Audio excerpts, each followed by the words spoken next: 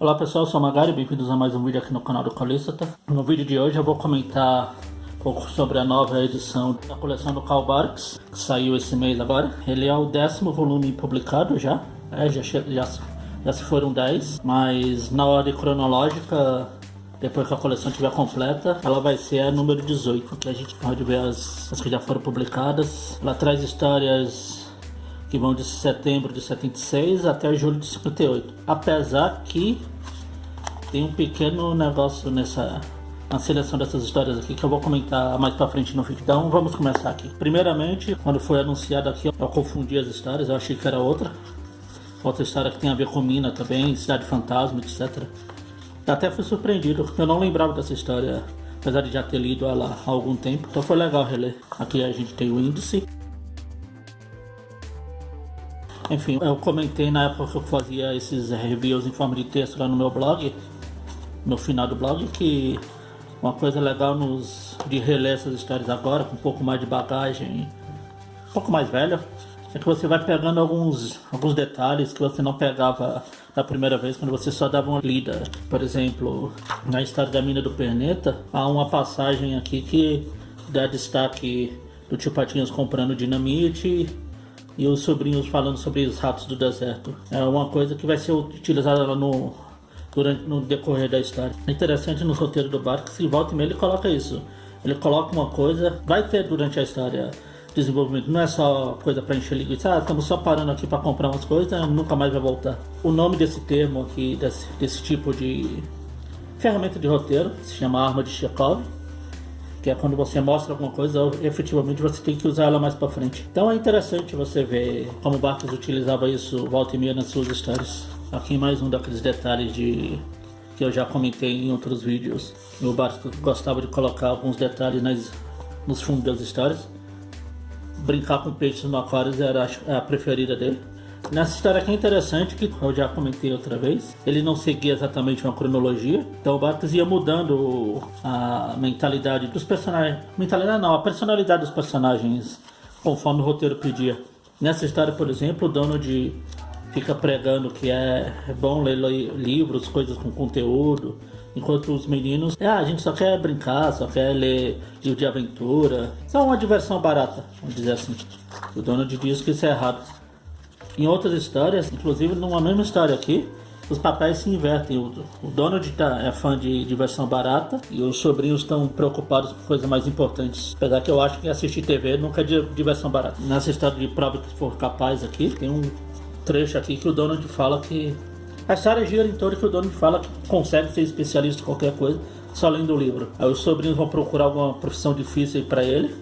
Ele cita, entre outras coisas, caçador de condores, coisa assim. Eles falam o domador de baleia. Interessante que no mês seguinte, na próxima edição da Walt Disney Comics and Stories, que é da onde eles tiraram essas histórias aqui, o Donald realmente vai estar às voltas com baleias. Não sei se o Barks colocou aquilo lá de propósito, ou se foi só uma coincidência, ou se ele pôs aquilo e teve ideia para usar. Mas de qualquer forma, é um trecho interessante. Algumas das minhas histórias preferidas, não só do Barks, mas do Donald como um todo, são aquelas que ele se torna especialista em alguma profissão, mas no final ele acaba se dando mal, como sempre.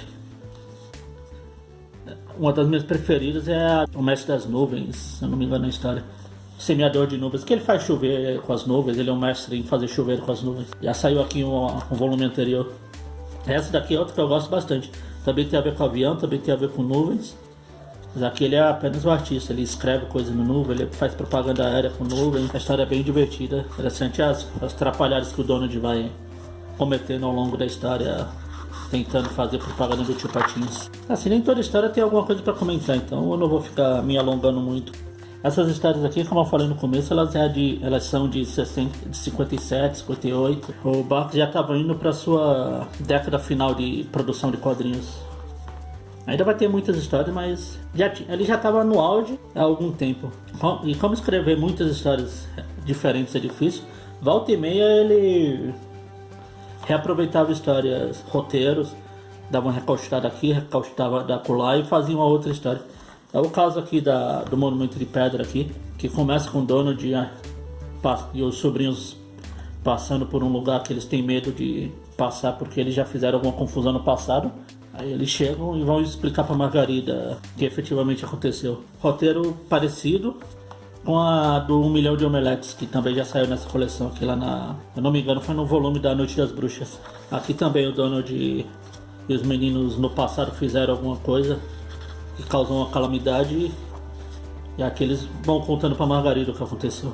Eu penso em histórias do Bart, algumas histórias me vêm à cabeça assim, efetivamente, rapidinho.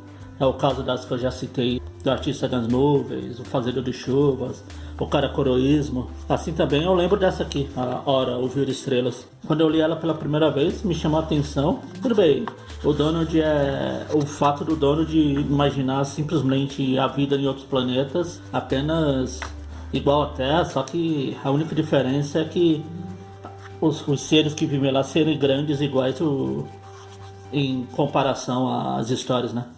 As histórias não, em comparação aos planetas, tipo se tem um planeta que é 10 vezes maior que a Terra, então o pessoal de lá vai ser 10 vezes maior que o pessoal daqui. Eu sempre achei legal a representação disso, de onde vai fazendo quando ele vai mostrar para os meninos, através da máquina do Pardal. Ele mostra os grilos gigantes, principalmente essa cena aqui de um grilo com vários navios em cima para dar sensação de tamanho. Eu lembro que por algum motivo isso me marcou bastante. E foi através dessa história aqui que eu aprendi que os flocos de neves, eles são diferentes um do outro, se você aumentar ele 1 gazilhão de vezes, como é o caso aqui. É uma das minhas histórias preferidas, apesar de não acontecer muita coisa assim de épico. Eu gosto do conceito dela. E a gente chega nos textos das histórias, com as capas das revistas originais publicadas, essas histórias daqui. Os textos dessa coleção aqui têm ficado muito na mesmice, então aquilo que eu sempre falo, ele não acrescenta muita coisa à leitura. Vou passar aqui para verem as páginas, as capas originais.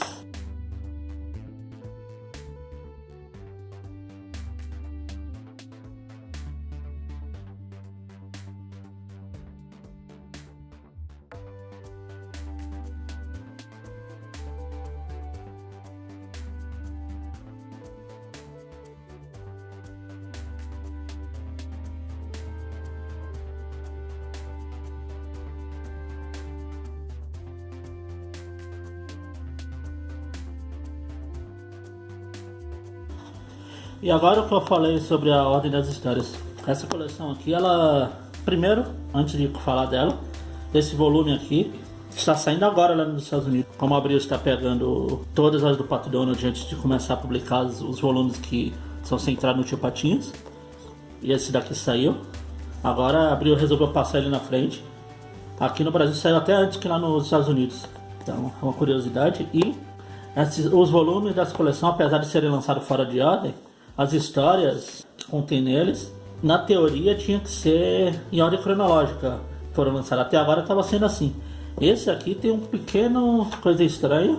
Eu não sei porque eles fizeram isso, mas vocês prestarem atenção no índice de onde as histórias saíram pela primeira vez, vocês vão ver que começaram na Walt Disney Comic and Stories 192, que ela é de setembro de 56. Ela vai para 93, 94, 5, blá blá blá blá. Já Donald Duck, 99, 200, 201, 2, 3, 4, 5, 6. Opa, cadê a 6? 7, opa, cadê a 7? 8 e a 14. Por algum motivo eles pularam a ordem cronológica e foram passando algumas histórias na frente. Não sei se teve algum motivo, se foi erro ou o diabo aconteceu, mas elas não estão em ordem como estavam os outros volumes da coleção. Como vocês podem ver, eu peguei aqui o volume 3 o melhor da Disney das obras completas de Karl Barks. É o volume que contém as histórias dessa época aqui. Vocês podem ver, começa na Hora Ouvir Estrelas lá, que eu comentei agora há pouco. O Walt Disney Comic and Story 199, tá aqui. Assim como tem aqui, ela segue a ordem das histórias. Hora Ouvir Estrelas, ela vai para Como Cultivar Maçãs, blá blá. Depois essa história aqui, Walt Disney Comic and Stories 206, ela já não tem nesse volume aqui, que foi uma das que eu falei lá. 206 não tem, Jardim de Hotel, a 207 não tem, a 208 tem, e assim vai. A 9 não tem, a próxima que vai ter é a 14, no final. Não sei porque eles fizeram isso, de pular essas histórias, se eles deixaram para publicar depois.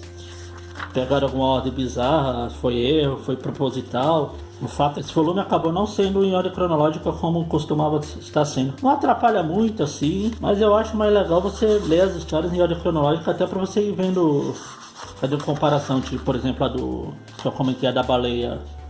Ele cita a baleia em uma história e na outra ele tem a história da baleia. Se fosse fora de ordem, você perderia essa curiosidade. Mas enfim, talvez essa daqui vai ser publicada mais pra frente. Talvez não, provavelmente será.